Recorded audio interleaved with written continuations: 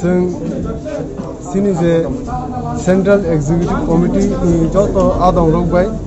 दिनै जों सारा त्रिपुरानि सिनि YTF यूथ पीपल फेडरेशन नि जो तो आदम रोक फाइमान जो फैया जों उइलानो सिनि समाय थांलायनाय नि बुतांनो ओ पांडानो ऑर्गेनाइज खायने बागै फाइनाय 26 तारिख 26 जून खुमुलुंगो जों प्रोग्राम ऑर्गेनाइज खायनाय ओ समाय थांनायनि बागै ताय अमनि लगी जोंहा दिनो सिनि डिस्ट्रिक्ट कमिटी ते ब्लॉक कमिटी नि ऑब्जर्वर को साकलायनाय गाबोन बेसिम सालजाव अमनि बागै सिनि जों डिस्कशन खालायो ते लगी सिनि ग्रेटर रोलेन मूवमेंट न तैबो जों कक सालायो दिनै ताई कैसा जे सुमुं गामि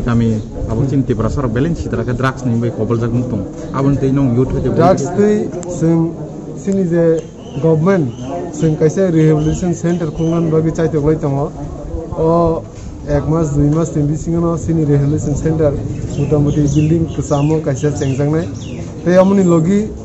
कयेकटा NGO गामि बा पारा बा बाजार वाइज kai बर